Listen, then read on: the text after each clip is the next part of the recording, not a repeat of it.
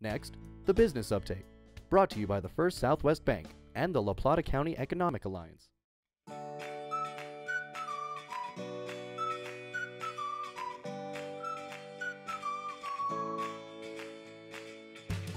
Hi, I'm Moni Grushkin with Inside Durango Business News, and I am here at Fuzziwig's with Kayo Folsom.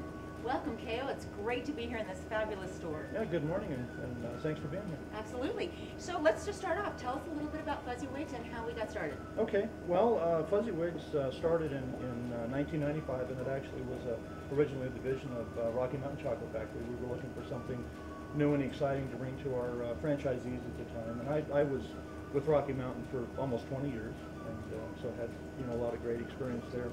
And we were looking for something that we could expand into the retail entertainment venues that was becoming real popular in the U.S. malls in the mid-90s. Fuzziwig's is actually, if you remember in Dickens' Christmas Carol, there was a shopkeeper called Fuzziwig. Oh, so you had 11 stores originally. Were those all in Colorado, or were some of those outside of Colorado? Most of them were outside of Colorado. And the other stores were in Arizona, Connecticut, Ohio, New York, all over. So most of those stores are still open today, and today we've got 56 stores.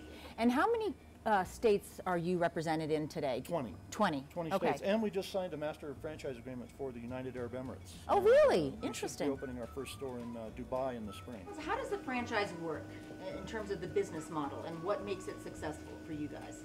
Well, one of the things, people look at franchising and they say, oh man, that's cool, anybody can do that. But you've got to have, first of all, you've got to have a successful business model.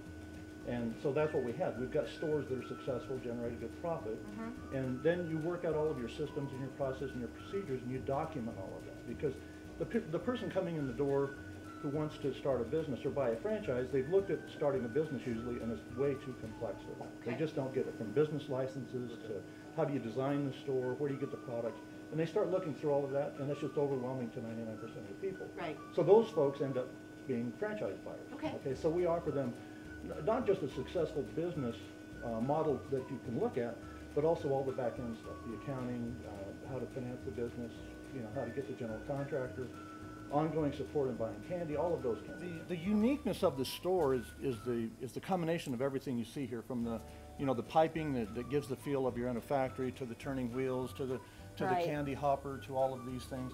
Okay, so the ongoing support buying candy. I'm standing here and I'm looking around and I'm like in a candy store, but literally it is so much fun to see all of this candy and this nostalgia. Where do you get the candy from, and how does that work? How does the buying process work? Okay. We've got a full-time buyer, and we've got about, looking around, we've got about 1,500 different candy products in the store at any given time. Wow, 1,500. Plus things like this, novelty items, small toys, namesake tins, that have Durango on them, just on and on. So we've got a full-time buyer who's constantly sourcing candy for us. And then we've got a couple of major suppliers. Nassau Candy is one who is a bulk distributor. We're not a manufacturer of candy, so we sell other people's candy, but we do it in an environment that's fun and entertaining, and you get an experience as opposed to just the candy. There's a core product line that every store has to carry, and then there's a selection of other things that they can add or delete that really enhance their store. And if they find products in their local market or somewhere that they feel would work, they can contact us. We look at samples and we see if it fits with our overall scheme. We make all of our own chocolates here, so that they're all handmade and fresh in the store. We make fudge, any variety of things. Gift baskets. I mean, people come in and they use this for weddings. I used to come in here when my kids were little and get all of the goodies for their Easter basket. Right.